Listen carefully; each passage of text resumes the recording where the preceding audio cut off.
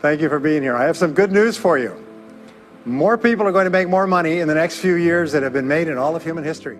And I learned later in psychology, by the way, that one of the two most important things we need to have to be happy and healthy is a sense of control, a feeling that we are in control of our lives, that things are happening for a reason, and a sense of coherence, a feeling that things fit together.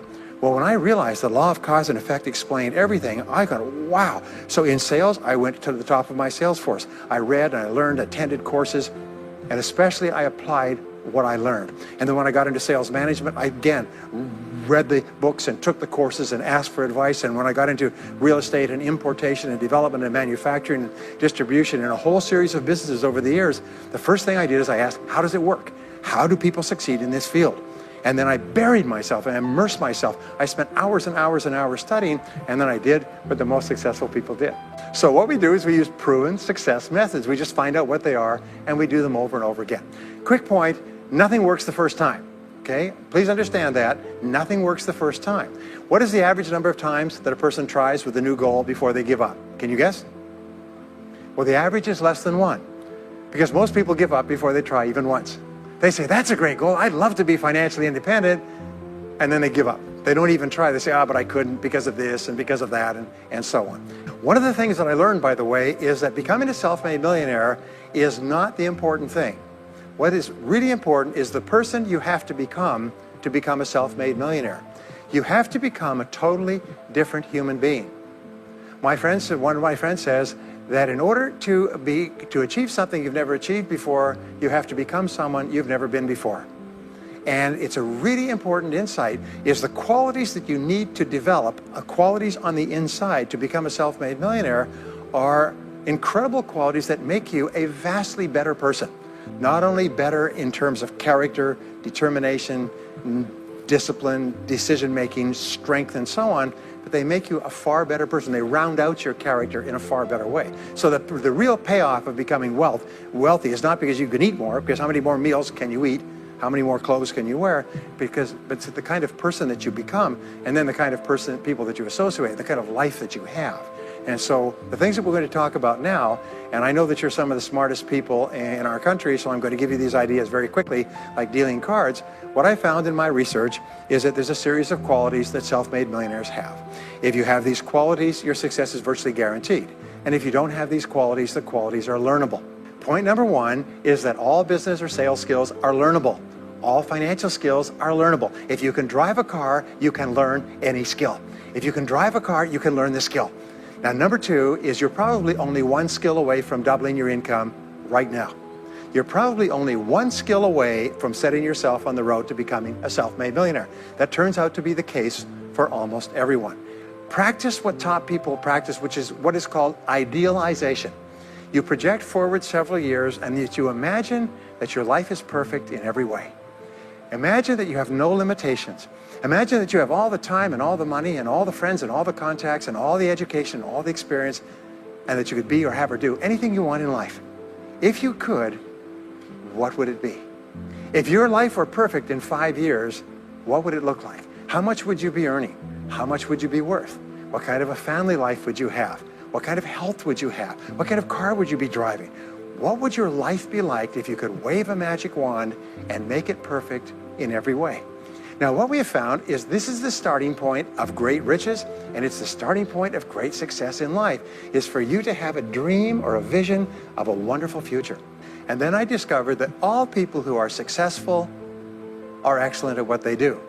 You know the old question they asked Willie Sutton, the bank robber, why do you rob banks? He said, well, that's where the money is.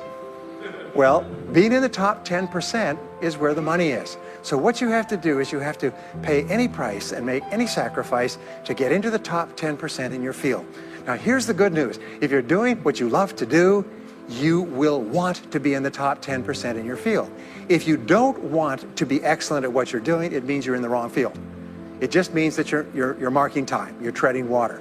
And there's a lot of people who are in their field and they do their job and they go home at night, they don't think about their work and so on. And this kind of an attitude means that you have no future.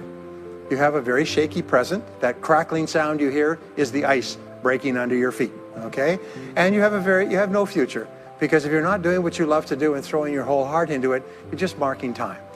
But Everybody is designed so that there is something that you love to do that you can do well. And the fact that you love it means that you probably have the ability to excel at it.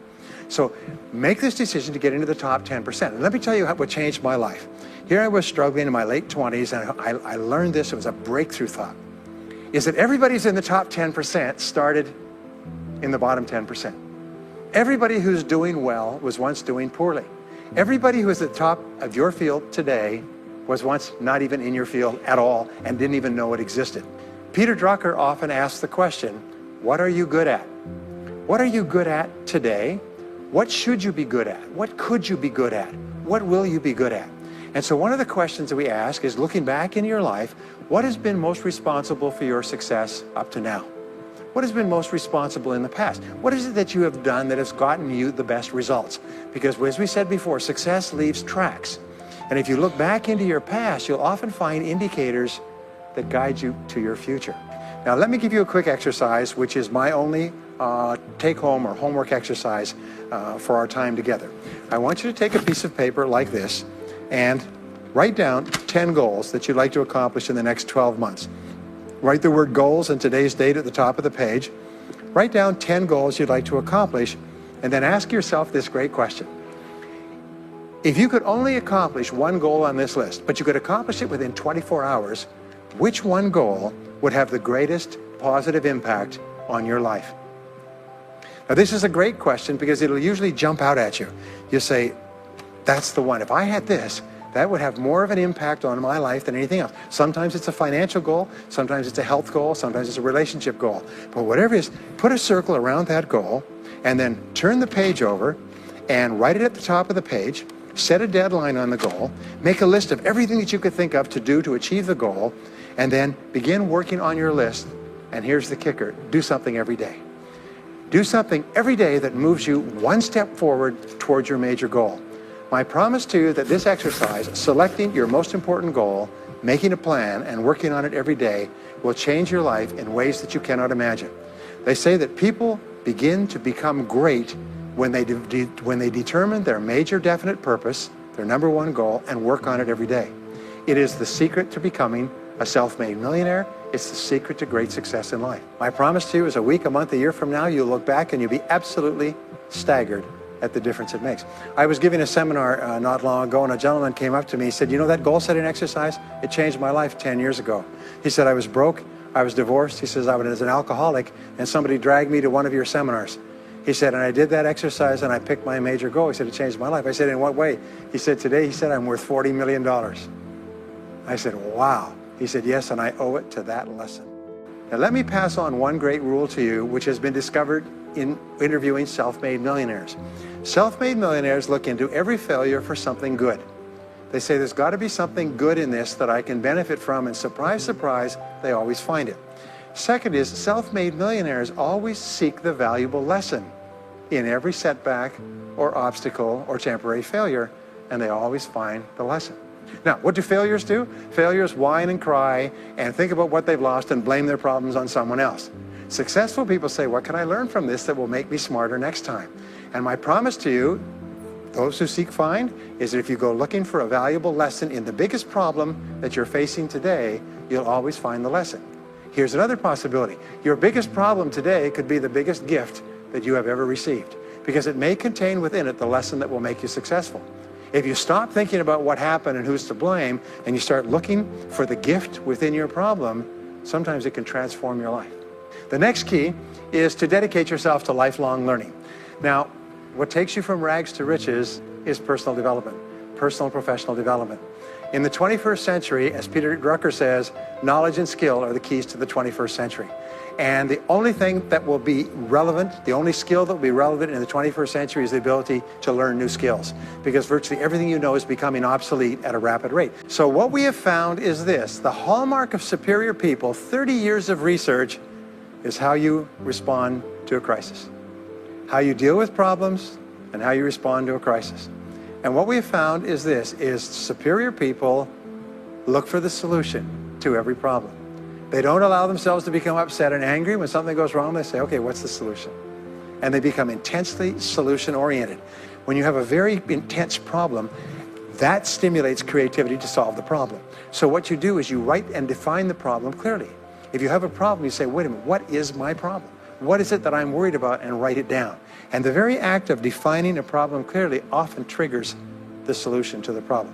One last technique that I want to give you with regard to your major definite purpose. And if you only do these two things as a result of our time together, they will transform your life. You've already identified the one goal that can have the greatest positive impact on your life. Now what you do is you take that goal and you write it at the top of a page in the form of a question. And you say, let us say your goal is to double your income. That could have a major impact on your life. You say, what are all the things that I could do to double my income in the next 12 months?